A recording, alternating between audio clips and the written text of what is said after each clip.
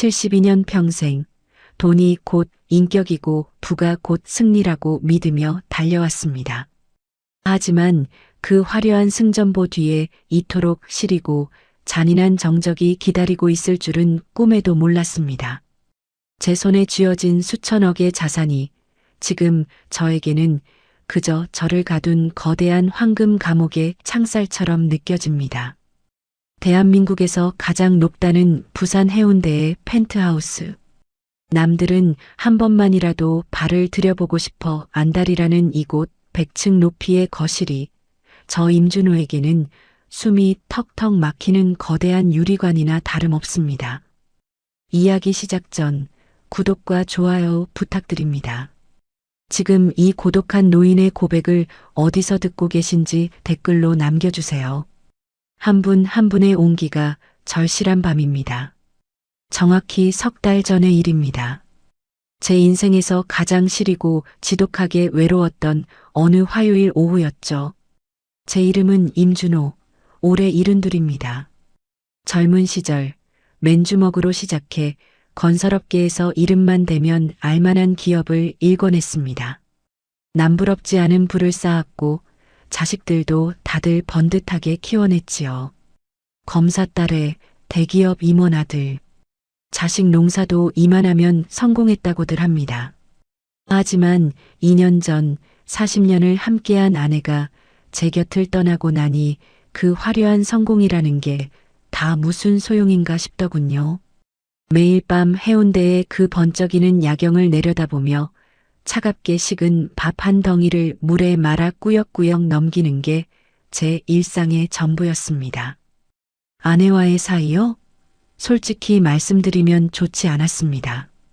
저는 앞만 보고 달리는 무심한 남편이었고 아내는 그런 저를 원망하며 수십 년을 각방을 쓰며 살았습니다.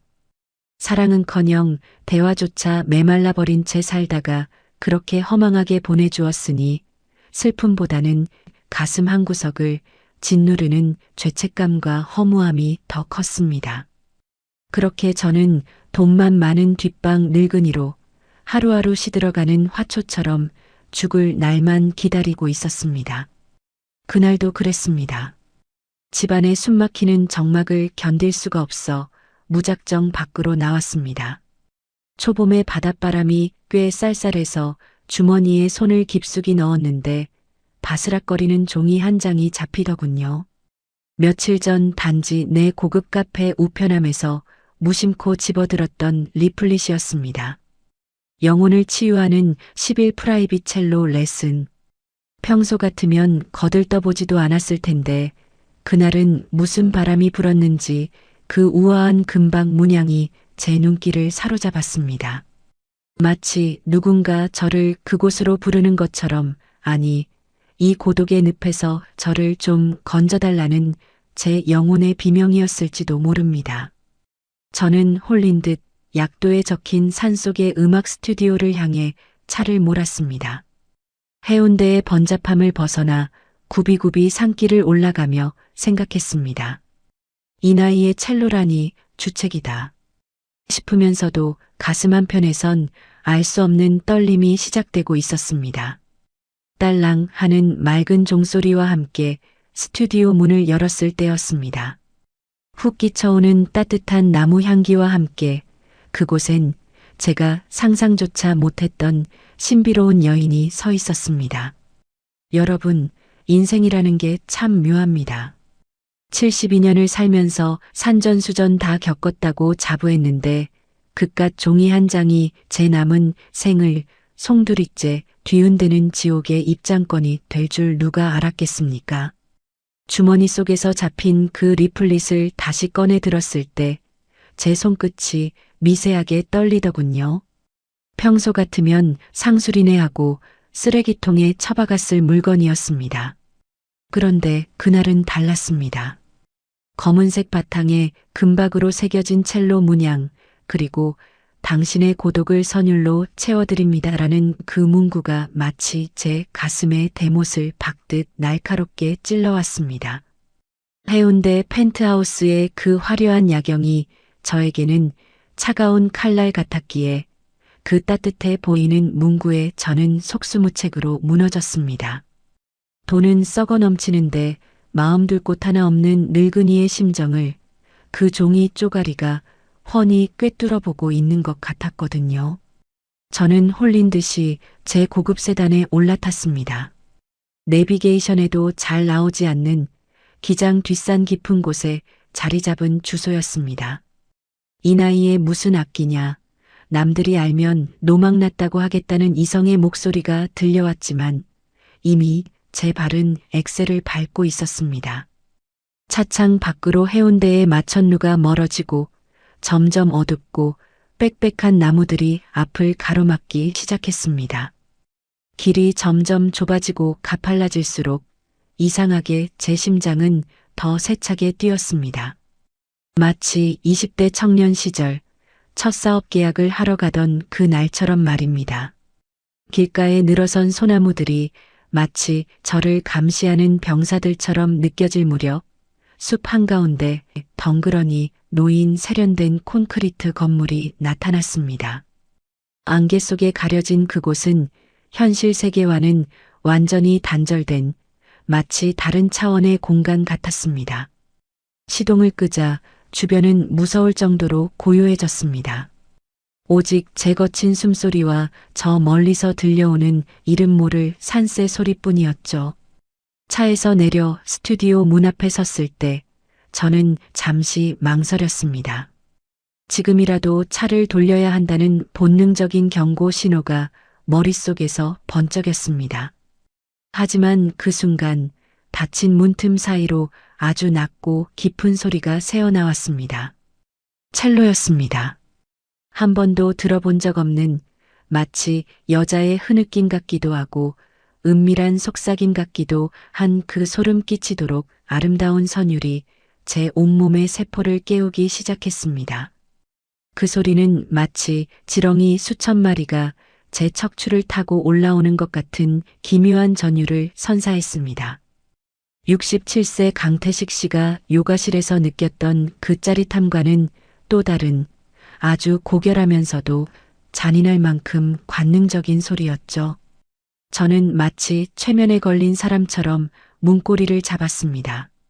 이 문을 열면 제 인생이 다시는 예전으로 돌아갈 수 없으리라는 예감이 들었지만 멈출 수 없었습니다. 아니, 멈추고 싶지 않았습니다. 심호흡을 크게 한 번 하고 저는 묵직한 원목문을 천천히 밀었습니다. 딸랑하고 울리는 작은 종소리가 정막을 깼고 그와 동시에 연주가 멈췄습니다.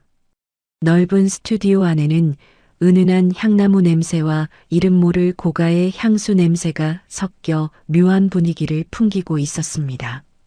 오실 줄 알았습니다. 임준호 선생님. 어둠 속에서 나직한 여자의 목소리가 들려왔습니다. 제 이름을 이미 알고 있다는 듯한 그 말투에 저는 등줄기에 식은땀이 흘렀습니다. 그리고 천천히 고개를 돌려 소리가 나는 쪽을 바라봤습니다. 그곳엔 커다란 통창으로 쏟아지는 달빛을 등지고 첼로를 품에 안은 저를 빤히 바라보는 한 여인이 있었습니다. 여러분, 저는 그 순간 제 숨이 멎는 줄 알았습니다. 72년 평생 수많은 여자를 봐왔지만 그런 분위기를 풍기는 여자는 처음이었거든요. 단아하게 올려 묶은 머리, 하얀 목덜미, 그리고 몸의 곡선을 은밀하게 드러내는 검은색 실크 드레스. 그녀는 마치 얼음으로 만든 꽃처럼 차가우면서도 당장이라도 저를 집어삼킬 듯 뜨거운 눈빛을 하고 있었습니다. 기다리고 있었어요. 당신의 외로움을 가장 잘 이해해 줄 사람을요. 그녀가 첼로 활을 내려놓고 천천히 제게 다가오기 시작했습니다. 그녀의 구두 굽소리가 바닥을 때릴 때마다 제 심장도 함께 요동쳤습니다. 도대체 이 여자는 누구일까요? 그리고 어떻게 제 이름을 알고 있었던 걸까요? 제가 그 문을 열고 들어갔을 때 마주한 그 광경은 72년 인생을 산 저조차도 단숨에 얼어붙게 만들기에 충분했습니다. 넓은 스튜디오 안쪽 창밖으로 비치는 차가운 달빛을 배경으로 앉아있던 그 여인, 바로 서혜진이었습니다. 그녀를 처음 본 순간 저는 제가 지금 꿈을 꾸고 있는 건지 아니면 다른 세상에 발을 들인 건지 분간이 가지 않았습니다. 나중에 알게 된 사실이지만 그녀의 나이는 50대 중반이라더군요. 하지만 제 눈앞에 서 있는 그 여자는 나이라는 숫자가 아무런 의미도 없는 마치 시간이 멈춰버린 요정 같기도 하고 사람의 혼을 빼앗으러 온 마물 같기도 했습니다. 단아하게 빗어넘긴 머리카락 사이로 드러난 백옥 같은 목덜미, 그리고 몸의 곡선을 따라 유연하게 흐르는 짙은 와인빛 드레스가 어찌나 자극적이던지 70대 노인네의 심장이 이토록 사정없이 요동칠 수 있다는 걸 그날 처음 알았습니다. 어서 오세요, 임준호 선생님. 기다리고 있었습니다. 그녀가 천천히 자리에서 일어나 저를 향해 다가오는데 그 걸음걸이 하나하나가 마치 제 가슴 위를 밟고 지나가는 것 같았습니다. 그녀에게선 은은한 침향 냄새와 이름 모를 꽃향기가 섞여 났는데 그 향기가 코끝에 닿는 순간 제 머릿속은 하얗게 지워졌습니다. 정신을 차려보니 저는 이미 그녀가 내준 가죽 소파에 앉아 그녀의 일거수일투족을 넋을 잃고 바라보고 있었습니다. 그녀는 제 앞에 앉아 싱긋 웃으며 찻잔을 내밀었습니다. 먼 길 오시느라 고생하셨어요. 차 한잔하면서 마음을 좀 가라앉히시죠. 그 목소리가 어찌나 낮고 감미로운지 마치 최고급 벨벳이 제 귀를 부드럽게 감싸는 기분이었습니다. 67세 강태식 씨가 요가 강사 민주 씨의 생동감에 매료되었다면 저 임준호는 서혜진이라는 여자의 그 정적인 우아함, 그 서늘한 기품에 완전히 압도당해버린 겁니다. 잠시 후 그녀는 다시 첼로를 잡았습니다. 선생님의 영혼이 얼마나 지쳐 있는지 제 악기가 먼저 말해주네요. 잠시 감상해 보시겠어요? 그녀가 첼로 활을 현 위에 올리는 순간 스튜디오 안의 공기가 일제히 얼어붙는 것 같았습니다. 찌익 현을 긁는 소리가 아니라 마치 제 가슴속 깊은 곳에 켜켜이 쌓인 먼지를 털어내는 듯한 소리가 울려 퍼졌습니다. 그 깊고 중후한 선율이 제 온몸을 휘감는데 그 기분은 말로 다 설명할 수가 없습니다. 마치 수만 마리의 나비가 제 혈관을 타고 날아다니는 것 같기도 하고 뜨거운 용암이 제 피 속을 흐르는 것 같기도 했습니다. 72년 동안 굳게 닫혀있던 제 감각의 빗장이 그녀의 활질 한 번에 힘없이 부서져 내렸습니다. 그녀가 첼로를 켜는 모습은 그 자체로 치명적인 유혹이었습니다. 악기를 다리 사이에 끼우고 온몸을 미세하게 떨며 선율에 몰입하는 그 모습, 감은 눈 사이로 살짝 떨리는 속눈썹과 연주에 집중하느라 살짝 벌어진 입술을 보며 저는 제 안의 짐승이 깨어나는 것을 느꼈습니다. 아, 이 여자를 갖고 싶다. 이 선율을 내 것으로 만들고 싶다. 사업가로서의 정복욕이 아니라 한 남자로서의 원초적인 갈망이 제 노년의 삶을 송두리째 삼켜버린 겁니다. 연주를 마친 그녀가 가쁜 숨을 몰아쉬며 저를 바라봤을 때 그 눈동자에는 묘한 슬픔과 함께 사람을 홀리는 마력이 서려 있었습니다. 선생님, 제 연주가 선생님의 고독에 닿았나요? 그녀의 그 질문에 저는 아무 대답도 할 수 없었습니다. 그저 멍하니 그녀의 붉은 입술만 바라볼 뿐이었죠. 72세 은퇴 기업가 임준호. 세상 모든 것을 돈으로 살 수 있다고 믿었던 오만한 노인이 이름도 모를 산속 스튜디오에서 만난 50대 여인에게 영혼까지 저당 잡힌 순간이었습니다. 얼음꽃처럼 차가워 보였던 그녀가 제 가슴에 불을 질렀고 저는 그 불길이 제 인생을 다 태워버릴 줄도 모르고 그저 좋아서 웃고 있었습니다. 하지만 여러분, 그 우아한 선율 뒤에는 제가 상상조차 할 수 없었던 소름 끼치는 덫이 깔려 있었습니다. 그녀가 저를 향해 던진 그 짧은 질문, 그 속에 숨겨진 고독의 공명이 저를 어떤 지옥으로 안내할지 그때는 정말 몰랐습니다. 선생님도 저처럼 무대 뒤에 그 차가운 정막을 알고 계시죠? 그녀가 제 옆으로 다가와 제 손을 살며시 잡으며 속삭였습니다. 그녀의 손길은 차가웠지만 제 가슴은 터질 듯 달아올랐습니다. 제가 그 얼음꽃 같은 여인, 서혜진의 손길에 심장이 멎을 듯한 전율을 느낀 것도 잠시였습니다. 그녀가 제 옆자리에 앉아 찻잔을 내려놓는데 그 우아한 어깨가 미세하게 떨리는 걸 저는 놓치지 않았습니다. 72년 인생을 살며 사람의 눈빛만 봐도 그 속내를 꿰뚫어 본다고 자부했던 저였지만 그날 그녀의 눈에 고인 그 눅눅한 슬픔 앞에서는 저도 속수무책이었습니다. 선생님, 사람들이 보는 저는 화려한 조명 아래서 박수갈채를 받는 첼리스트겠죠.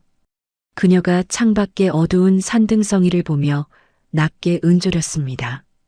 그 목소리가 어찌나 처연하던지 마치 현이 끊어지기 직전의 비명처럼 제 가슴을 긁어내렸습니다. 그녀는 천천히 고개를 돌려 제 눈을 똑바로 응시하더군요. 하지만 그 화려한 무대 뒤의 삶은요. 사실 텅 빈 객석처럼 시리고 춥답니다. 공연이 끝나고 드레스 지퍼를 내릴 때 느껴지는 그 지독한 정막. 선생님은 혹시 아시나요? 그 거대한 고독이 사람을 얼마나 천천히 말려 죽이는지 그 순간이었습니다. 제 심장 깊숙한 곳에 박혀있던 가시가 툭 하고 건드려지는 기분이었죠. 해운대 펜트하우스 100층 높이에서 번쩍이는 야경을 내려다보며 물만 밥을 삼키던 제 비참한 밤들이 그녀의 목소리와 겹쳐 보였습니다. 수천억 자산을 일구고 자식들을 검사로 교수로 키워내면 뭐합니까? 아내와는 30년을 각방 쓰다 남남처럼 보내줬고 넓은 집엔 제 숨소리 말고는 아무것도 들리지 않는데 말입니다. 저도 압니다. 혜진 씨, 그 펜트하우스라는 게 사실은 세상에서 가장 높은 감옥이더군요. 제 입에서 저도 모르게 고백이 터져 나왔습니다. 평생 누구에게도 약한 소리 한번 해본 적 없는 완고한 기업가 임준호가 만난 지 1시간도 안 된 여자 앞에서 무장해제가 되어버린 겁니다. 그녀는 제 투박한 손 위로 자신의 하얀 손을 겹쳐 올렸습니다.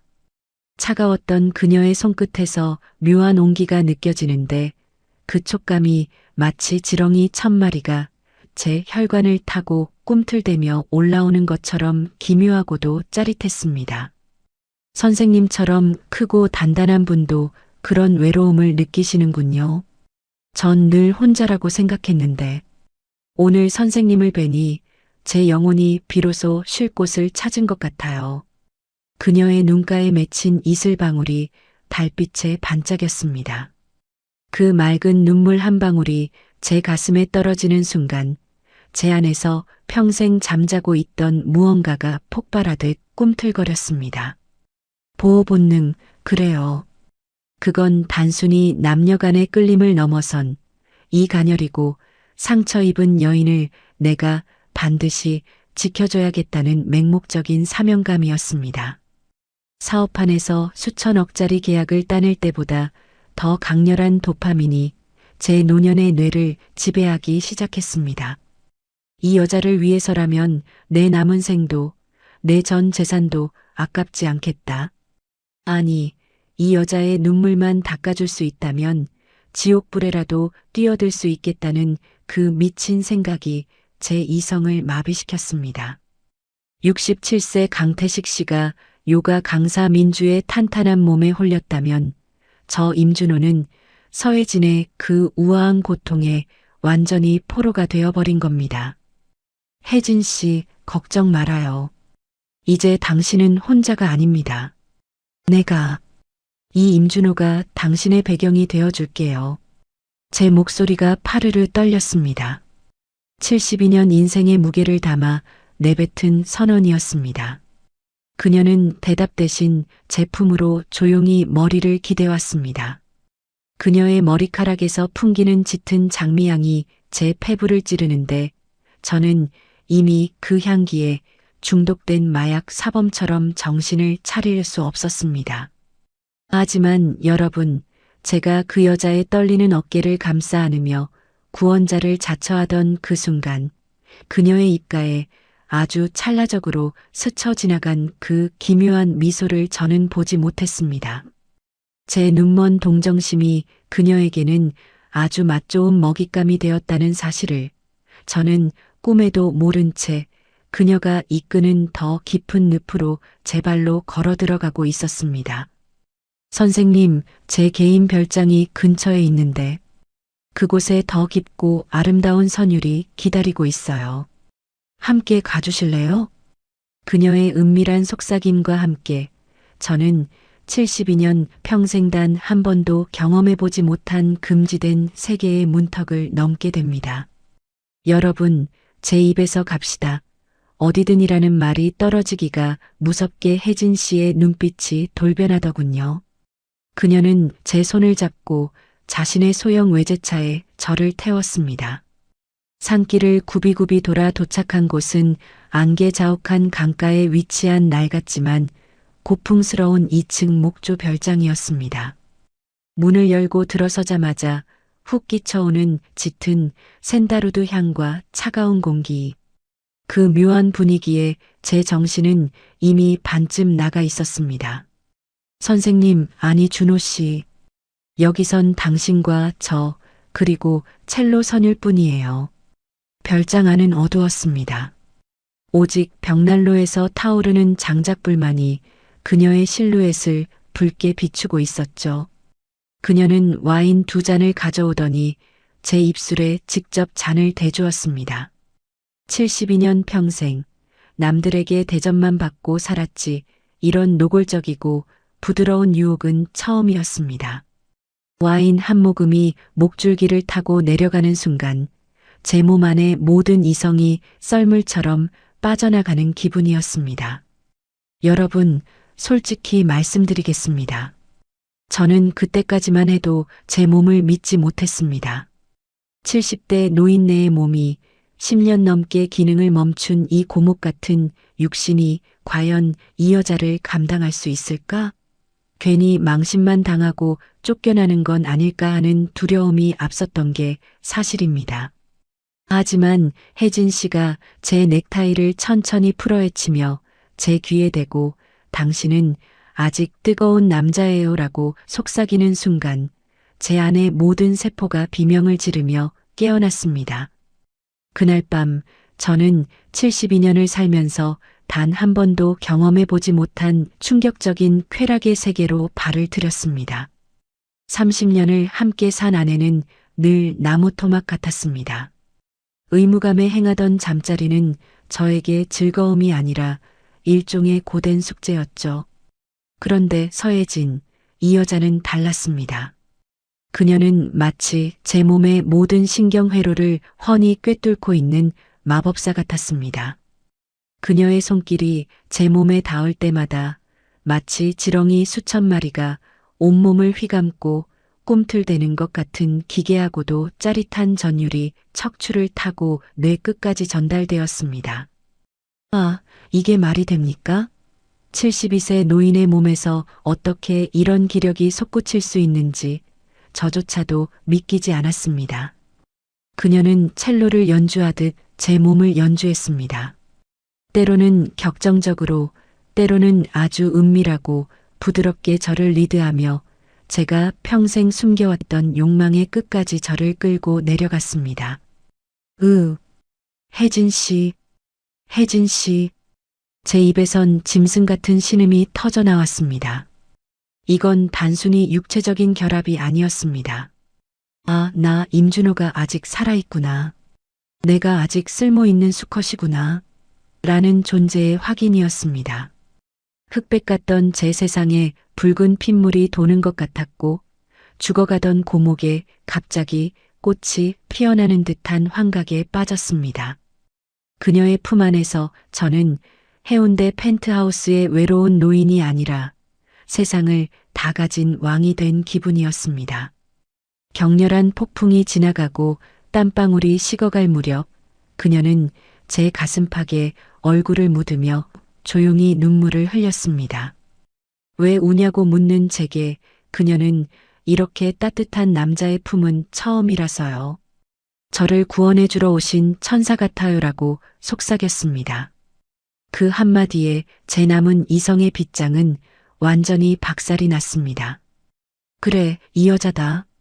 내 인생의 마지막을 바쳐 지켜줘야 할 구원자. 그게 바로 이 여자다.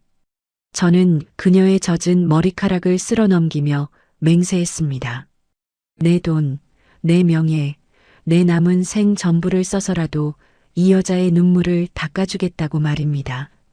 사업가로서 산전수전 다 겪으며 사람 속을 꿰뚫어 본다고 자부했던 저 임준호가 고작 하룻밤의 환상과 눈물 몇 방울에 스스로 목줄을 채워버린 겁니다.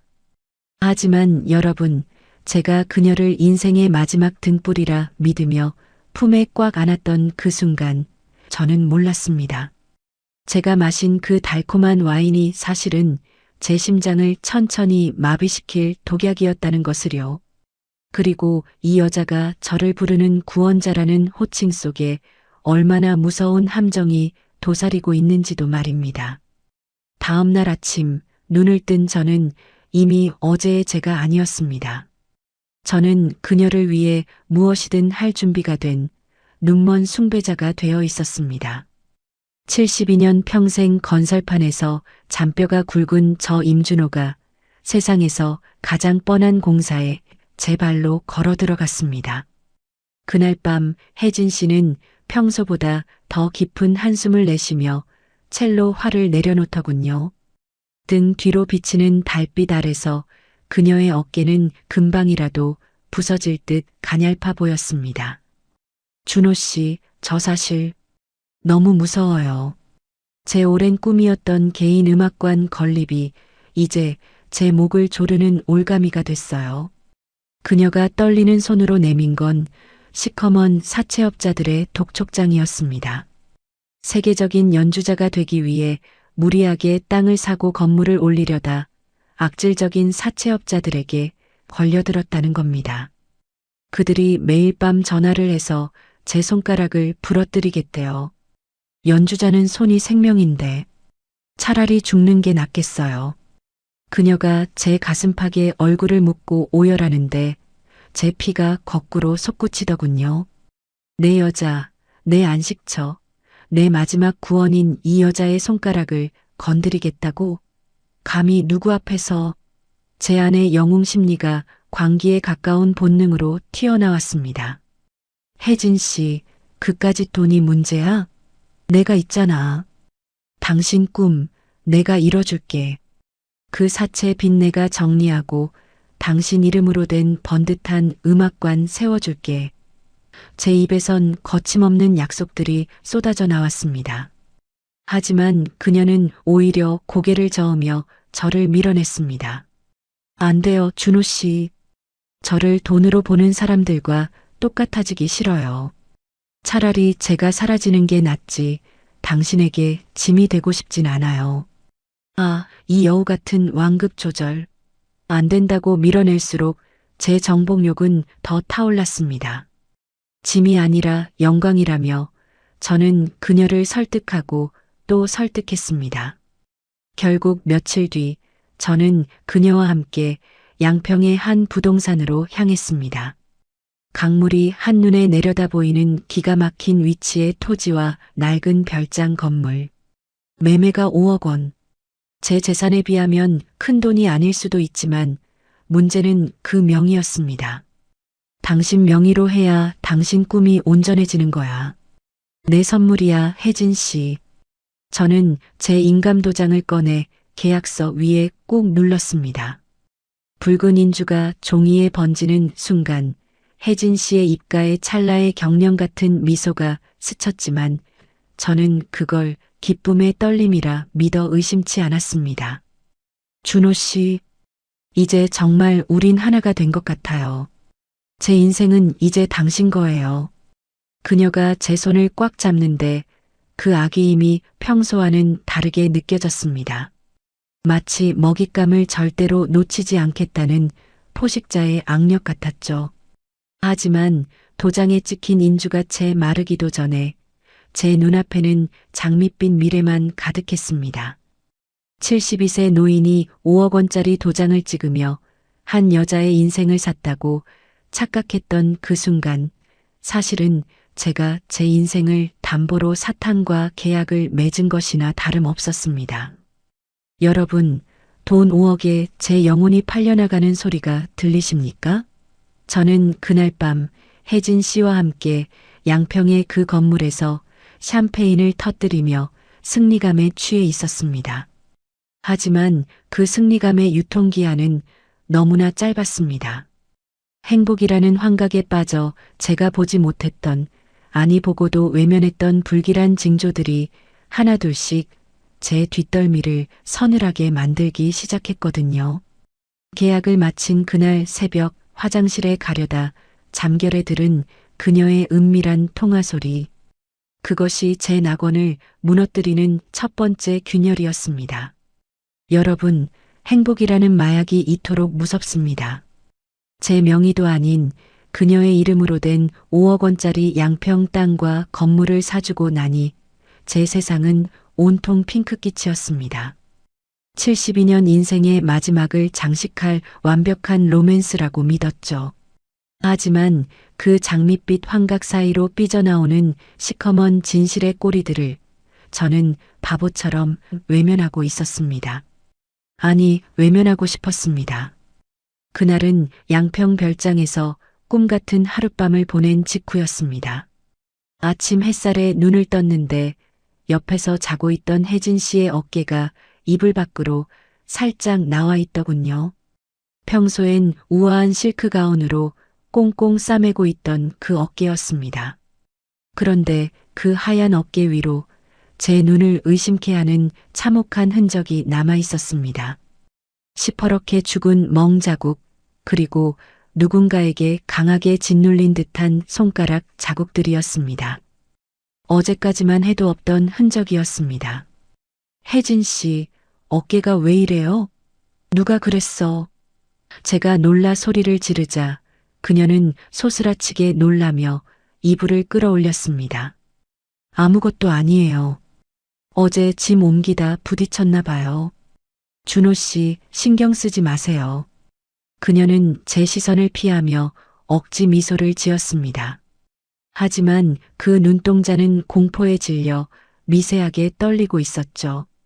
72세 은퇴 기업가의 직감이 머릿속에서 비명을 질렀습니다. 이건 부딪힌 상처가 아니다. 누군가에게 폭행당한 흔적이다. 하지만 저는 그 의심을 억지로 눌러 담았습니다. 이 여자가 나 말고 다른 남자가 있을 리 없다고, 저 가녀린 여인이 이런 고통을 겪고 있는데 내가 의심까지 하면 안 된다고 스스로를 속였습니다. 그런데 그날 새벽 진짜 지옥은 따로 있었습니다. 목이 말라 거실로 나오려는데 베란다 쪽에서 낮은 속삭임이 들려왔습니다. 혜진 씨였습니다. 그녀는 어둠 속에 몸을 숨긴 채 누군가와 비밀스럽게 통화하고 있었습니다. 평소 제 앞에서 내던 그 우아하고 가냘픈 목소리가 아니었습니다. 쫓기는 짐승처럼 다급하고 어딘가 비굴하기까지 한 목소리였죠. 응, 알았어. 이제 거의 다 됐어. 양평 거 계약 끝났으니까. 조금만 더 기다려. 곧 끝난단 말이야. 곧 끝난다니? 무엇이 끝난다는 말인가? 제 가슴이 덜컥 내려앉았습니다. 그녀의 목소리 너머로 들려오는 상대방의 거친 고함 소리가 제 귀에까지 새어 들어왔습니다. 혜진 씨는 제발 애는 건드리지 마. 시키는 대로 다 하고 있잖아. 라며 울먹였습니다. 순간 머릿속이 하얗게 변했습니다. 자식이 있었나? 시키는 대로 하고 있다니, 그럼 나를 만나는 이 모든 게 누군가의 짓이란 말인가? 의심이라는 이름의 독사가 제 심장을 물어뜯기 시작했습니다. 당장 문을 박차고 나가 누구냐고, 나를 속인 거냐고 소리치고 싶었습니다. 하지만 저는 문고리를 잡은 손을 부들부들 떨며 그 자리에 멈춰 섰습니다. 겁이 났습니다. 만약 여기서 진실을 마주해버리면 지난 석 달간 제가 누렸던 그 기적 같은 회춘의 꿈이 내 인생의 마지막 구원이라 믿었던 이 사랑이 전부 가짜로 판명 날까봐 무서웠습니다. 72세 노인네가 비참한 현실로 돌아가는 것보다 화려한 거짓말 속에서 말라 죽는 게 낫겠다는 미친 생각이 제 이성을 압도했습니다. 저는 도둑처럼 다시 침대로 기어들어가 눈을 감았습니다.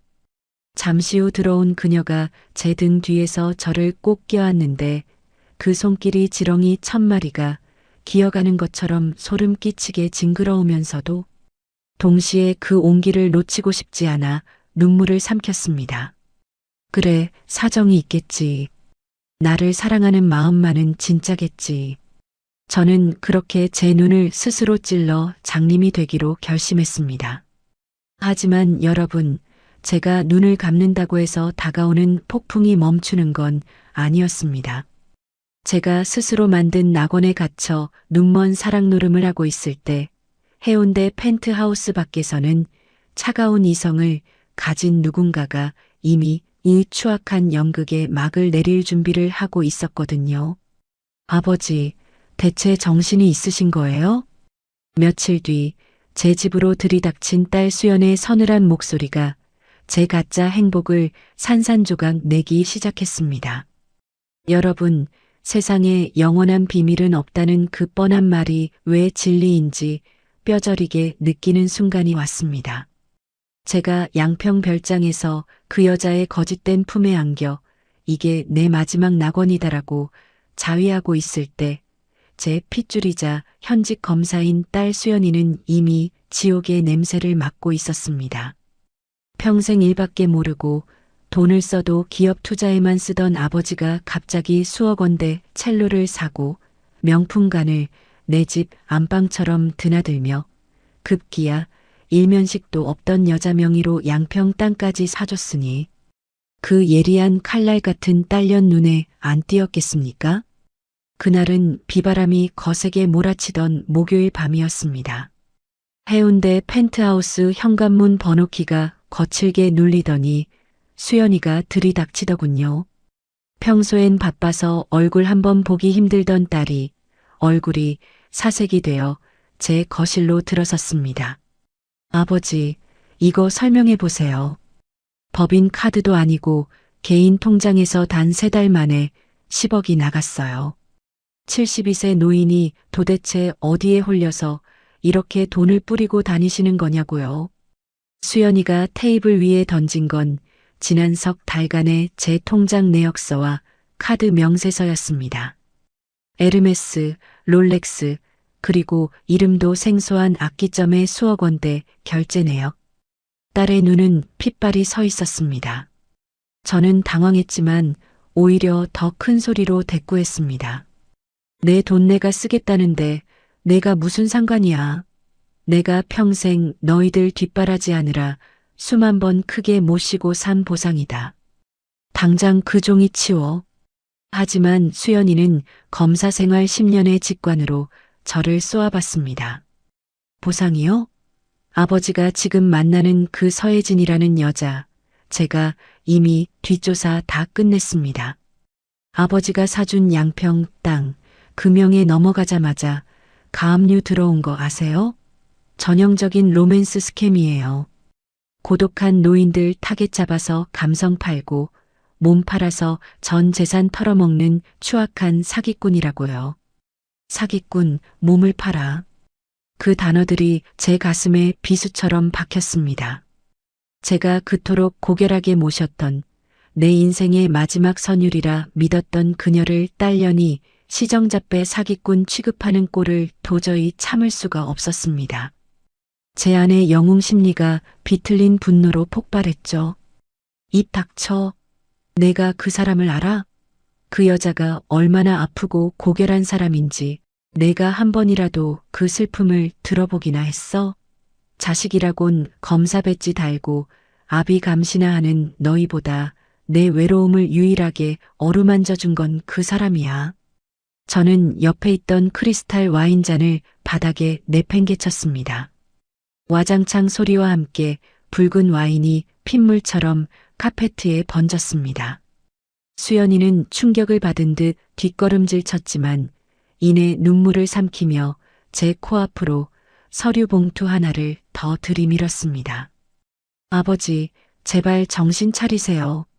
그 여자가 울면서 했던 말들, 그 별장에서 속삭였던 미러들, 전부 다른 노인들한테도 똑같이 했던 대본이라고요. 지금 이 도장 찍는 순간 아버지는 길거리에 나앉게 돼요. 나가. 당장 내 집에서 나가. 저는 수연이의 어깨를 밀쳐 현관 밖으로 내쫓았습니다. 다시는 내 눈앞에 나타나지 마. 내 도움 따위 필요 없어. 쾅 하고 문을 닫아버린 뒤 저는 숨을 헐떡이며 바닥에 주저앉았습니다. 온몸이 사시나무 떨듯 떨렸지만 제 머릿속은 오직 혜진 씨 생각뿐이었습니다. 우리 수연이가 오해하는 거야. 혜진 씨가 그럴 리 없어. 그 따뜻한 손길이, 그 슬픈 눈물이 어떻게 가짜일 수 있겠어. 저는 거실 구석에 놓인 그녀의 첼로를 붙잡고 오열했습니다. 하지만 현관 밖으로 던져진 수연이의 서류 봉투에서 삐져나온 사진 한 장이 제 시야에 들어왔습니다. 그것은 혜진 씨가 제가 아닌 다른 낯선 남자와 함께 다정하게 팔짱을 끼고 호텔로 들어가는 모습이 담긴 사진이었습니다. 제 심장이 차갑게 식어가는 소리가 들렸습니다. 딸 수연이는 문 밖에서 울먹이며 마지막 경고를 남겼습니다. 아버지, 내일 아침에 다시 올게요. 그땐 이 서류에 담긴 진짜 지옥을 똑똑히 보셔야 할 거예요. 딸 수연이를 내쫓고 밤새 거실 바닥에서 뜬 눈으로 지새운 다음 날 아침 수연이는 약속대로 다시 찾아왔습니다. 이번에는 어제보다 훨씬 더 두꺼운 서류 뭉치를 제 앞에 내던지더군요. 아버지, 어제는 제가 딸로서 말씀드렸지만 오늘은 검사로서 이 기록을 보여드리는 겁니다. 보세요. 아버지가 얼음꽃이라 불렀던 그 여자의 본 모습이 여기 다 적혀 있습니다. 저는 떨리는 손으로 수연이가 내민 수사 기록의 첫 장을 넘겼습니다. 그리고 그 순간 저는 제 심장이 멈추는 줄 알았습니다. 서혜진. 아니, 그녀의 본명은 김미숙이었습니다. 50대 중반의 단아한 첼리스트라는 가면 뒤에는 과거 3차례나 혼인 빙자 사기로 실형을 살았던 정과 산범의 악랄한 정가자가 숨어 있었습니다. 3차례. 실형? 제 입에서 헛웃음이 터져 나왔습니다. 기록 속에 그녀는 대구에서 1번, 대전에서 1번, 서울에서 1번, 각각 돈 많은 은퇴한 공무원과 기업가들을 타겟으로 똑같은 연극을 펼쳤더군요. 첼로 대신 요가, 요가 대신 다도. 종목만 바꿨을 뿐 외로운 노인들의 심장을 쥐고 흔들어 재산을 갈취하는 수법은 소름 끼치도록 똑같았습니다. 제가 그토록 감동받았던 그 무대 뒤의 고독이니 텅 빈 객석의 추인이 하던 말들, 전부 감방에서 갈고 닦은 대본이었던 겁니다. 하지만 진짜 지옥은 그 다음 장에 있었습니다. 이혼했다던 말, 혼자서 외롭게 첼로를 켜며 산다던 그 말, 전부 새빨간 거짓말이었습니다.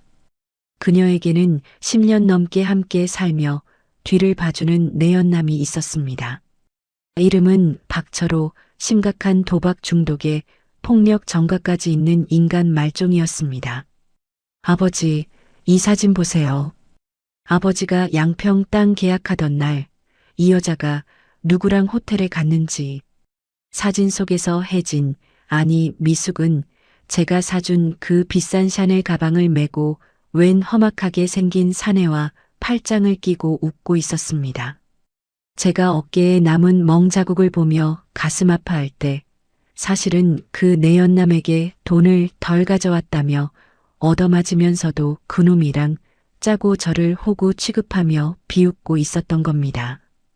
그놈이 도박판에서 날린 돈을 메꾸기 위해 제 해운대 펜트하우스를 담보로 잡으려고 저를 인생의 구원자라 치켜세우며 제 품에 안겼던 겁니다. 곧 끝난다고 했던 그 통화. 그게 저를 두고 한 말이었군요. 머릿속에서 파편처럼 흩어져 있던 의심들이 하나로 뭉쳐지며 제 가슴을 강타했습니다. 지렁이 1000마리가 몸을 휘감는 것 같던 그 짜릿한 쾌락이 이제는 구더기 수만 마리가 제 피부를 갉아먹는 듯한 혐오감으로 변했습니다. 72년 인생을 자수성가로 읽어온 임준호가 고작 이런 바닥 인생들의 놀이개가 되어 전 재산을 갖다 바치려 했다니 제 자신이 너무나도 경멸스러워 견딜 수가 없었습니다. 아버지, 지금 당장 고소장 작성해야 합니다. 양평 땅 가압류 풀고 그 여자랑 그놈 당장 잡아넣어야 해요. 수연이가 제 손에 펜을 쥐어주었지만 저는 펜을 들 힘조차 없었습니다. 분노보다 더 큰 건 제가 그토록 사랑이라 믿었던 그 모든 순간이 쓰레기통에 처박힌 오물이었다는 허망함이었습니다. 하지만 이대로 무너질 수는 없었습니다. 제 인생을 난도질한 그가면 뒤에 악마를 직접 대면해야 했습니다. 저는 떨리는 손으로 전화를 걸었습니다. 신호음이 가기도 전에 그녀가 평소처럼 간드러진 목소리로 전화를 받더군요. 준호 씨, 보고 싶었어요. 지금 양평으로 오고 계세요? 그 가증스러운 목소리를 듣는 순간 제 안에서 무언가 끊어지는 소리가 났습니다. 혜진 씨, 아니 김미숙 씨, 지금 당장 해운대로 와. 당신이 그렇게 가고 싶어 하던 내 집, 펜트하우스에서 마지막 레슨을 해야겠어. 제 목소리는 지옥에서 올라온 것처럼 차갑게 식어 있었습니다. 전화를 끊고 저는 거실 한가운데 놓인 그녀의 첼로를 바라보았습니다. 이제 이 우아한 연극의 막을 내릴 시간입니다. 제 평생 가장 길고도 잔인한 한 시간이 흘렀습니다. 해운대 펜트하우스 100층, 그 넓은 거실 중앙에 저는 시체처럼 앉아 있었습니다. 잠시 후 현관문이 열리고 그녀가 들어왔습니다. 평소처럼 단아한 베이지색 코트를 입고 금방이라도 눈물이 터질 듯한 가냘픈 표정을 지은 채 말입니다.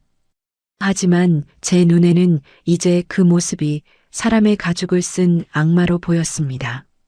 준호 씨, 목소리가 안 좋아서 걱정했어요. 무슨 일? 저는 대답 대신 수연이가 가져온 수사 기록과 그녀가 내연남과 함께 찍힌 사진들을 테이블 위로 던졌습니다. 낱낱이 흩어지는 사진들을 본 그녀의 얼굴이 순간적으로 경직되더군요. 72년 인생의 무게를 담아 저는 생전 처음 느껴보는 차가운 분노로 입을 뗐습니다. 김미숙, 전과 3범 혼인 빙자 사기꾼, 내연남 박철호의 꼭두각시. 이제 그 가증스러운 입으로 내 이름을 부르지 마. 당신이 연주한 건 첼로가 아니라 내 눈먼 욕망이었고 당신이 보여준 건 고독이 아니라 치밀한 각본이었어. 바닥에 무릎을 꿇고 엎드린 그녀의 어깨가 사시나무 떨듯 떨리기 시작하더군요. 그런데 여러분, 여기서 더 기가 막힌 일이 벌어집니다. 그녀가 제 바짓가랑이를 붙잡고 울부짖기 시작하는데 그 목소리가 거실벽을 타고 소름 끼치게 울려 퍼졌습니다. 준호 씨, 아니 선생님, 제발 한 번만 제 얘기 좀 들어주세요. 죽을 죄를 지은 거 압니다. 하지만 저도 어쩔 수 없었어요. 그녀는 품 안에서 낡은 사진 한 장을 더 꺼냈습니다. 첼로도 내연남의 사진도 아니었습니다. 병원 침대에 누워 앙상하게 말라가는 10살 남짓한 어린 소년의 사진이었습니다. 제 아들이에요. 희귀 혈액암으로 죽어가고 있어요. 수술비만 수억 원인데 사기 전과자인 저한테 누가 돈을 빌려주겠어요? 그때 그 인간 박철호가 나타났어요. 아들 살리고 싶으면 시키는 대로 하라고. 선생님 같은 분들 타겟 잡아서 돈 뜯어오면 수술비 대주겠다고 협박했어요. 그녀는 바닥에 머리를 짓지으며 통곡했습니다. 내연남 박철호가 아들의 치료비를 볼모로 잡고 자신을 도구처럼 휘둘렀으며 어깨에 그 멍자국들도 돈을 빨리 안 가져오면 아들 병원 치료를 중단시키겠다는 협박 속에 얻어맞은 흔적이라고요. 하지만 준호 씨, 선생님과 함께한 그 시간만큼은 제가 그 지옥 같은 현실을 잊을 수 있었던 유일한 순간이었어요. 처음엔 연기였지만 선생님이 제 차가운 손을 잡아주실 때, 저를 위해 5억 원을 내놓으실 때, 저 정말로 행복했어요. 제 마음만은 선생님을 향한 그 떨림만은 진짜였단 말이에요. 거짓과 진실이 뒤섞인 그 울부짖음이 제 가슴을 후벼 팠습니다. 72세 노인의 마지막 자존심을 짓밟은 사기꾼의 변명인지 아니면 벼랑 끝에 몰린 어미의 절규인지 도저히 분간이 가지 않았습니다. 제 머리로는 속지 마, 저건 네 번째 대본이야 라고 소리치고 있었지만 제 가슴 한구석은 이미 너덜너덜하게 해진 채 흔들리고 있었습니다. 낙원은 무너졌고 그 폐허 속에는 추악한 진실과 가련한 비극이 뒤엉켜 있었습니다. 저는 울부짖는 그녀를 내려다보며 눈을 감았습니다. 이 여자를 파멸시키는 건 일도 아니었습니다. 딸 수연이가 밖에서 대기하고 있었고 손가락 하나만 까딱하면 그녀는 평생 감옥에서 썩게 될 테니까요. 하지만 제 안에 무언가가 자꾸만 멈칫하게 만들었습니다. 배신감에 몸을 떨던 저는 문득 밖에서 기다리고 있는 검사 딸 수연을 호출했습니다. 그리고 제 인생에서 가장 파격적이고 어쩌면 가장 어리석을지도 모를 결정을 내리려 입을 열었습니다. 제 인생 72년 통틀어 가장 길고도 뜨거운 침묵이 흘렀습니다. 제 발등을 찍은 도끼를 보고도 그 도끼날에 묻은 피가 제 피인지 아니면 저 여자의 눈물인지 분간이 안 가더군요. 제 눈앞에서 짐승처럼 울부짖는 김미숙, 아니 서혜진을 보며 저는 생각했습니다. 이 여자를 당장 감옥에 쳐넣는 게 진정한 복수일까? 아니면 이 비극의 고리를 내 손으로 끊어내는 게 마지막 자존심일까? 밖에서 대기하던 딸 수연이가 문을 박차고 들어왔습니다. 수갑을 든 수사관들이 그녀의 뒤를 따랐죠. 아버지, 이제 끝났어요. 저 여자 연기에 더 속지 마세요. 수연이의 날카로운 외침이 거실을 때렸습니다.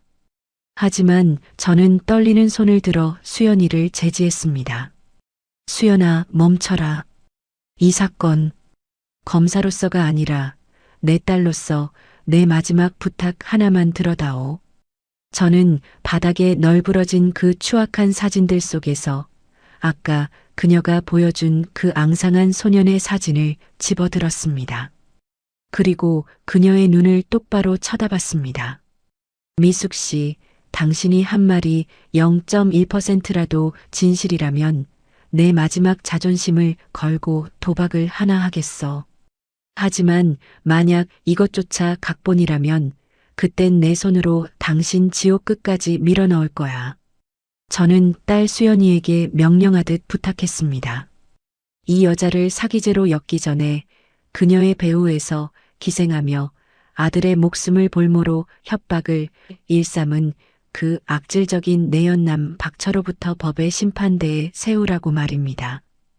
그놈이 저지른 도박, 폭행, 협박죄, 내가 가진 모든 수사력을 동원해서 세상 밖으로 못 나오게 쳐넣어라. 그게 내 첫 번째 조건이다. 수연이는 기가 찬다는 듯 저를 바라봤지만 제 눈에 서린 서슬퍼런 결기를 보고는 결국 고개를 끄덕였습니다. 그리고 저는 인생 최대의 파격적인 결정을 내렸습니다. 양평의 그 건물, 혜진의 명의로 사주었던 그 5억 원대 부동산의 매매 계약을 취소하는 대신 그 대금을 통째로 그녀의 아들이 입원해 있는 병원의 수술비와 치료비로 직접 예치해 버렸습니다. 이 돈은 당신 돈이 아니야. 당신 아들 목숨값이야. 박철호 그놈이 손끝 하나 대지 못하게 신탁으로 묶어버릴 거다. 여러분, 제 미친 짓에 수연이는 비명을 질렀습니다. 아버지, 5억이에요. 저 사기꾼한테 5억을 그냥 주시겠다고요? 하지만 저는 허탈하게 웃었습니다. 수연아, 72년 살면서 내가 배운 건 말이다. 돈으로 사람을 사는 건 사기지만 돈으로 한 아이의 생명을 구하는 건 업을 씻는 거더구나. 저 여자가 나를 속였을지언정 저 아이의 암세포까지 연기일 순 없지 않느냐. 무릎을 꿇고 있던 그녀는 제 발치를 붙잡고 실신하듯 쓰러졌습니다. 고맙다는 말조차 나오지 않는지 그저 꺽꺽거리는 기괴한 울음소리만 낼 뿐이었죠. 저는 그녀를 차갑게 밀쳐냈습니다. 착각하지 마. 당신을 용서한 게 아니야. 당신이 켠 첼로 선율이 잠시나마 내 외로움을 달래줬던 그 찰나의 순간에 지불하는 마지막 관람료일 뿐이니까. 그날 밤 수연이의 진두지휘 아래 내연남 박철호는 은신처에서 체포되었습니다. 그놈의 주머니에선 혜진을 협박해 뜯어내려던 차용증과 나대지 계약서들이 쏟아져 나왔죠. 그제야 혜진의 얼굴에 서려있던 죽음의 그림자가 조금씩 걷히는 게 보였습니다. 낙원은 무너졌습니다. 하지만 그 무너진 잔해 속에서 저는 기묘한 해방감을 느꼈습니다. 72세 노인의 눈먼 사랑은 그렇게 비극으로 끝났지만 적어도 누군가의 목숨을 살린 대가로 제 영혼은 더 이상 사기극의 주인공이 아니게 된 겁니다. 저는 텅 빈 펜트하우스로 돌아와 그녀가 남기고 간 첼로를 다시 케이스에 넣었습니다. 이제 다시 정막이 찾아오겠죠. 하지만 이전의 정막과는 다릅니다. 이 정막은 제가 스스로 선택한 결말이니까요. 그런데 말입니다, 여러분. 모든 게 끝났다고 생각한 그 순간 혜진이 제게 마지막으로 건넨 작은 쪽지 하나가 제 마음을 다시 한번 뒤흔들어 놓았습니다. 준호 씨, 당신이 주신 건 돈이 아니라 제가 평생 잊고 살았던 인간이라는 이름의 온기였습니다. 여러분, 이제 이 잔인하고도 기묘했던 연극의 막을 내릴 시간입니다. 해운대 펜트하우스의 거실, 바닥에 흩어진 추악한 진실의 파편들 사이로 저와 미숙, 아니 혜진 씨는 서로를 마주 보았습니다. 통곡하던 그녀도 이제는 기력이 다했는지 퀭한 눈으로 저를 올려다보고 있었죠. 72년 인생에서 제가 가장 차갑고도 단호한 목소리를 내야 하는 순간이었습니다. 미숙 씨, 아니 내 인생의 마지막 환상이었던 서혜진 씨. 똑똑히 들어요. 저는 그녀의 턱을 가볍게 들어 올려 제 눈을 똑바로 보게 했습니다. 내가 준 5억, 그리고 저 내연남으로부터 당신을 떼어놓은 것. 이건 당신이 예뻐서도 당신의 그 가짜 눈물에 다시 속아서도 아니야. 당신 뱃속에서 나와 죽어가는 그 어린 생명, 그 아이에게 주는 마지막 기회일 뿐이야. 제 손끝이 미세하게 떨렸지만 목소리만큼은 흔들리지 않았습니다. 가서 아들 살려. 그리고 다시는 누군가의 외로움을 먹잇감 삼아 이런 추악한 짓 하지 마. 만약 한 번만 더 내 귀에 당신 이름이 사기 전과자로 들려온다면 그땐 내 딸 수연이가 아니라 내 모든 재산을 털어서라도 당신을 지구 끝까지 쫓아가 파멸시킬 거니까. 그녀는 대답 대신 제 구두 끝에 이마를 대고 흐느꼈습니다. 죄송합니다. 정말 죄송합니다, 준호 씨. 그 떨리는 어깨를 보며 저는 지난 석 달간 제가 느꼈던 그 뜨거웠던 감각들을 하나둘씩 지워나갔습니다. 그녀의 손길에 설렜던 밤, 그녀의 선율에 영혼이 구원받았다고 믿었던 그 멍청한 노인의 망상을 비싼 수업료를 치르고 얻은 인생의 교훈으로 가름하기로 한 겁니다. 이제가 다시는 내 눈앞에 내 인생에 나타나지 마. 저는 차갑게 등을 돌렸습니다. 그녀가 비틀거리며 현관문을 나서는 소리가 들렸고 띠리릭하고 문이 닫히는 그 소리는 마치 제 심장 한쪽이 잘려나가는 소리처럼 들렸습니다. 여러분, 72세 노인네가 5억을 잃고 사랑을 잃었으니 얼마나 비참하겠냐고 하시겠죠? 하지만 신기하게도 제 마음은 그 어느 때보다 가벼웠습니다. 평생 돈을 지키기 위해 누군가를 의심하고 밟고 올라갔던 제가 처음으로 아무런 대가 없이 사람을 위해 돈을 써봤으니까요. 비록 시작은 사기였고 끝은 배신이었지만 그녀가 준 그 짧은 환상이 제게 가르쳐 준 것이 있습니다. 임준호, 너 아직 심장이 뛰고 있구나. 너 아직 누군가를 가엾게 여길 줄 아는 사람이구나. 100층 높이의 펜트하우스에서 차가운 야경만 보던 제게 그녀는 지옥 같은 진실을 선물하며 역설적으로 제 삶을 일깨워 준 겁니다. 저는 거실에 덩그러니 남은 첼로 케이스를 쓰다듬었습니다. 그녀는 떠났지만 그 깊고 시린 선율의 기억은 잔상처럼 남아 있었습니다. 저는 수연이에게 전화를 걸었습니다. 수연아, 고맙다. 덕분에 아버지가 지옥 문턱에서 정신을 차렸구나. 이제 그 여자 소식은 나한테 전하지 마라. 내 인생에서 서혜진이라는 이름은 오늘로 삭제다. 창밖에는 어느덧 새벽동이 터오고 있었습니다.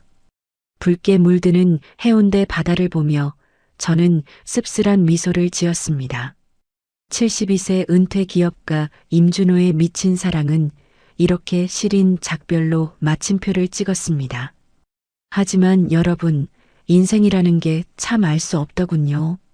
모든 게 끝났다고 믿고 다시 고독한 일상으로 돌아간 지 1년이 지났을 무렵 제 집 앞으로 발신이 넘는 작은 소포 하나가 배달되었습니다. 그 소포를 뜯는 순간 저는 다시 한번 멈춰있던 심장이 요동치는 것을 느꼈습니다. 여러분, 그 폭풍 같은 사건이 지나가고 벌써 3년이라는 시간이 흘렀습니다. 72세의 지옥 문턱까지 갔던 노인네가 어느덧 75세가 되었네요. 사람들은 말합니다. 임 회장, 그 일 겪고 나더니 사람 성격이 완전히 바뀌었어. 그래요. 해운대 펜트하우스에 틀어박혀 돈 세는 재미로 살던 오만한 임준호는 이제 없습니다. 대신 주말마다 소외된 아이들을 위해 장학재단을 운영하고 딸 수연이와 손주들 재롱에 껄껄 웃는 평범한 할아버지가 남았을 뿐이죠. 수연이와는 그날 이후로 둘도 없는 사이가 됐습니다. 아버지를 사기꾼의 소굴에서 구해내겠다고 검사 배지까지 걸고 달려들었던 딸 자식인데 제가 미안해서라도 더 잘해야 하지 않겠습니까? 아버지, 요즘 얼굴 좋아지셨어요. 수연이가 건네는 그 따뜻한 말 한마디가 예전 혜진 씨가 속삭였던 그 어떤 가머니설보다 제 가슴을 더 깊게 울리더군요. 진정한 안식처는 멀리 있는 게 아니라 제가 밀쳐냈던 제 핏줄 곁에 있었다는 걸 이제야 깨달았습니다. 그러던 어느 평온한 일요일 아침이었습니다. 여느 때처럼 조간신문을 넘기며 커피 한 잔을 마시는데 사회면 구석에 실린 작은 기사 하나가 제 시선을 단숨에 낚아챘습니다. 단독 노인 대상 연쇄 사기 배우 박모 씨, 항소심서 징역 12년 중형. 죄질 불량. 박철호. 그 이름 석자를 보는 순간 등줄기에 서늘한 전율이 스쳤습니다. 혜진 씨를 도구로 써서 저를 포함한 수많은 노인을 지옥으로 밀어넣었던 그 인간 말종이 결국 법의 엄중한 심판을 받고 쇠창살 뒤에서 늙어 죽게 됐다는 소식이었죠. 수연이가 끝까지 추적해서 그놈이 숨겨둔 범죄 수위까지 낱낱이 찾아냈다는 소문은 들었지만 막상 기사로 확인하니 가슴속 응어리가 씻겨 내려가는 기분이었습니다. 그런데 제 심장을 멈추게 한 건 그 기사 밑에 달린 짤막한 후속 보도였습니다. 공범 김모 씨 아들 수술 후 전국 각지 돌며 피해자들에게 보상금 변제 중. 손에 들고 있던 찻잔이 미세하게 떨렸습니다. 기사 내용은 이랬습니다. 사기 사건의 공범으로 지목되었던 그녀가 아들의 수술이 성공적으로 끝난 뒤 자취를 감췄다가 최근 2년 전부터 전국을 돌며 과거 자신이 사기를 쳤던 피해자들을 일일이 찾아다니고 있다는 겁니다.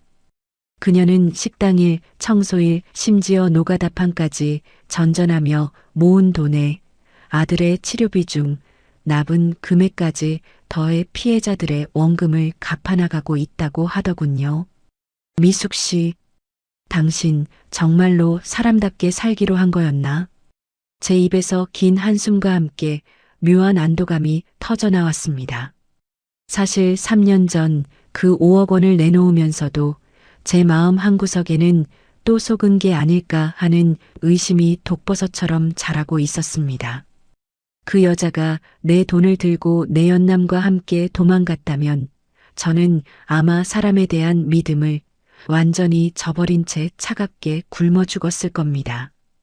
하지만 그녀는 제가 준 마지막 기회를 잡았습니다. 아들을 살렸고 자신의 죄를 씻기 위해 스스로를 가시밭길로 내던진 겁니다. 신문 기사 사진 속 멀리서 찍힌 그녀의 뒷모습은 예전의 화려한 첼리스트 서혜진이 아니었습니다. 거칠어진 손과 굽은 어깨, 하지만 그 뒷모습에서는 예전의 가짜 우아함보다 훨씬 더 고결한 인간의 의지가 느껴졌습니다. 75세 노인의 마지막 수업료가 헛되지 않았다는 증거였죠. 저는 신문을 접고 창밖의 해운대 바다를 바라봤습니다. 이제야 비로소 제 안에 서혜진이라는 여자가 완전히 사라지는 기분이 들었습니다. 배신감도 미련도 분노도 아닌 그저 한 인간이 제자리를 찾아가고 있다는 것에 대한 고요한 응원만이 남았습니다. 그렇게 모든 것이 평화롭게 마무리되는 줄 알았습니다. 그런데 며칠 뒤 제 재단 사무실로 발신이 넘는 작은 소포 하나가 배달되었습니다. 그 안에는 때 묻은 편지 한 통과 함께 제 눈시울을 뜨겁게 만드는 아주 특별한 물건이 들어 있었습니다. 여러분, 어느덧 제 인생의 긴 터널을 지나 눈부신 햇살 앞에 서 있는 기분입니다. 오늘은 유난히 해운대 앞바다의 윤슬이 눈이 부시네요. 75세가 된 저 임준호는 지금 3년 전 그 소란스러웠던 펜트하우스 거실 창가에 앉아 있습니다. 제 손에는 며칠 전 배달된 소포 속의 물건이 들려 있습니다. 그건 다름 아닌 빛바랜 악보 한 장과 작은 아이의 신발 한 켤레였습니다. 악보 여백에는 삐뚤삐뚤한 글씨로 준호 할아버지 감사합니다. 저 이제 걸을 수 있어요 라는 문구가 적혀 있더군요. 그 아이, 혜진 씨가 그토록 살리고 싶어 했던 그 아들이 보내온 감사 인사였습니다. 그 짧은 글귀를 보는 순간 제 가슴속 깊은 곳에서 뜨거운 무언가가 울컥하며 솟구쳐 올랐습니다. 여러분, 돌이켜보면 참 미친 짓이었습니다. 72세 노인이 사기꾼의 덫에 걸려 전 재산의 일부를 날리고 자식과 의절할 뻔하며 세상의 웃음거리가 될 뻔했으니까요. 하지만 지금 이 바다를 내려다보며 생각합니다. 만약 제가 그날 분노에 눈이 멀어 그녀를 감옥에 쳐넣고 그 돈을 지켰다면 지금 제 마음이 이토록 평온할 수 있었을까요? 지키지 못한 약속보다 지켜낸 한 생명이 더 무겁구나. 저는 나지막이 움츠렸습니다. 그녀와 약속했던 화려한 개인 음악관도 영원한 동반자라는 달콤한 미래도 결국은 가짜였습니다. 하지만 그 거짓의 파편 속에서 제가 건져 올린 건 한 어린 생명의 미래였고 무너져가던 한 여자의 인간다운 삶이었습니다. 그리고 무엇보다 죽어가던 제 심장을 다시 뛰게 했던 그 치명적이고 위험했던 선유. 비록 그것이 사기를 위한 미끼였을지언정 그 순간 제가 느꼈던 설렘과 생동감만큼은 제 인생에서 가장 찬란했던 진실이었음을 이제는 인정하기로 했습니다. 사람들은 저더러 바보라고 손가락질할지도 모릅니다. 그 영감탱이 결국 돈 뺏기고 정신 승리하는 거 아니야? 라고 말이죠. 하지만 여러분, 인생의 황혼기에 들어서 보니 알겠더군요. 내가 가진 걸 얼마나 지켰느냐보다 내가 누군가에게 어떤 흔적을 남겼느냐가 훨씬 더 중요하다는 것을요. 저는 5억 원이라는 돈으로 제 노년의 고독을 샀던 게 아니라 한 아이의 평생을 샀고 제 영혼의 구원을 샀던 겁니다. 이제 저는 더 이상 첼로 소리에 가슴 아파하지 않습니다. 가끔 라디오에서 낮은 첼로 선율이 흘러나오면 저는 그저 조용히 미소 짓습니다. 아, 그땐 참 뜨거웠지. 덕분에 내 남은 생이 지루하지 않았어. 라고 말입니다. 제 심장을 다시 뛰게 했던 그 위험한 선율을 이제는 가장 아름다운 추억의 서랍 속에 깊이 묻어두려 합니다. 자, 여러분. 제 파란만장한 사연 어떻게 들으셨습니까? 인생은 때로 우리를 지옥 같은 배신으로 몰아넣기도 하지만 그 지옥 속에서도 우리가 어떤 선택을 하느냐에 따라 그것은 위대한 구원의 서사가 되기도 합니다. 여러분의 가슴 속에도 혹시 묻어둔 아픈 선율이 있나요? 그렇다면 오늘 제 이야기를 통해 조금이나마 위로받으셨길 바랍니다. 오늘 임준호 할아버지의 기묘한 초대장 사연 끝까지 함께 해주셔서 감사합니다. 이 이야기가 가슴에 울림을 주었다면 구독과 좋아요 그리고 알림 설정까지 꼭 부탁드립니다. 여러분의 따뜻한 클릭 한 번이 저에게는 다음 사연을 찾아올 큰 힘이 됩니다. 여러분이 만약 준호 할아버지였다면 그 마지막 순간에 어떤 선택을 하셨을까요? 여러분의 생각을 댓글로 남겨주세요. 하나하나 소중히 읽어보고 답글 남기겠습니다. 오늘도 여러분의 인생이 한편의 아름다운 교향곡처럼 빛나길 응원합니다. 지금까지 시청해주셔서 감사합니다.